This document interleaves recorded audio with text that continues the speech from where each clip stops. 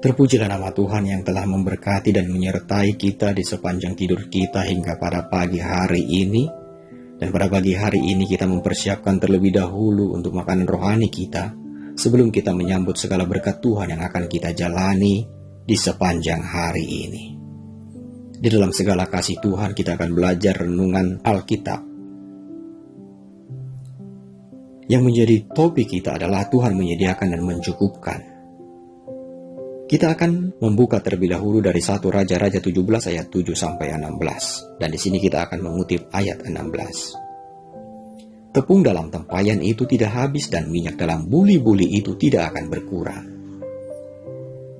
Saudara, di Indonesia kita memiliki dua musim, yaitu musim kemarau dan musim penghujan.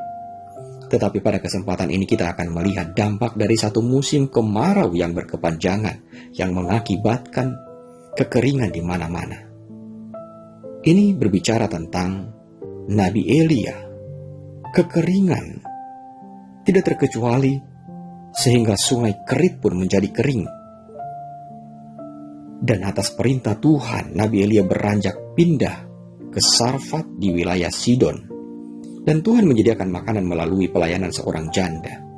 Kita bisa melihat pada ayat 7-9. Di sini yang menjadi topik kita adalah di mana ada dialog antara Nabi Elia dengan seorang perempuan janda yang tinggal di pintu gerbang kota Sarfat. Dan kalau kita menyimak pembicaraan mereka, ini adalah sesuatu yang menarik, saudara.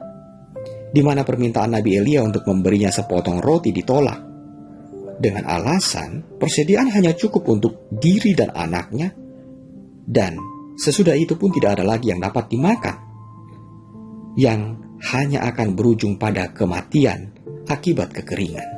Kita bisa menemukan pada ayat 12. Namun perkataan Nabi Elia di ayat 13 dan 14 dituruti oleh janda tersebut. Janda tersebut pulang dan memasak dari sisa persediaan yang ada.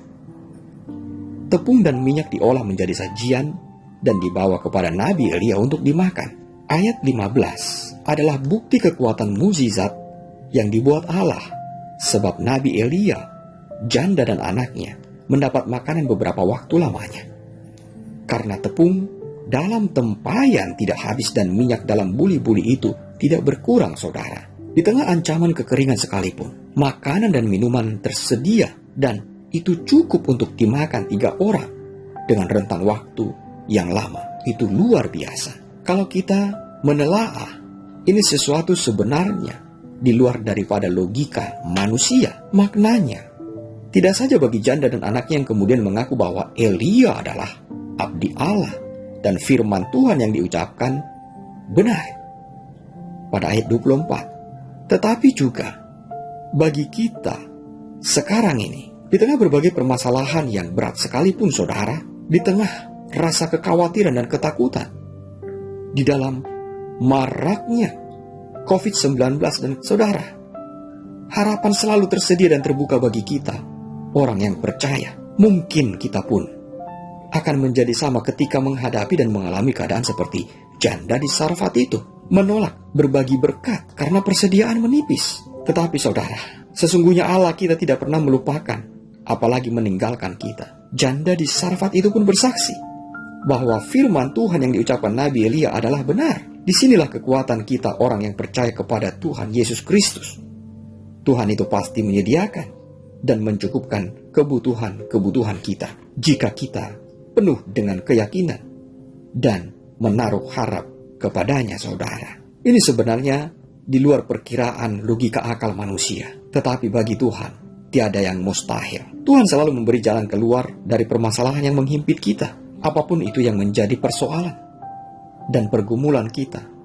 Percaya kepada Tuhan, yakini bahwa kuasanya yang hebat dan ajaib yang akan membuat dan menyelamatkan kita dari segala sesuatu untuk mendatangkan kemuliaan bagi Tuhan. Di sini kita didorong untuk lebih giat, saudara, baik dalam beribadah, berdoa, menekuni firman Tuhan. Dan saudara yang terkasih, tidak lupa berbagi kebaikan bagi sesama. Sebab apa yang kita terima adalah sumbernya dari Allah yang hidup. Terpujilah nama Tuhan. Mari kita berdoa.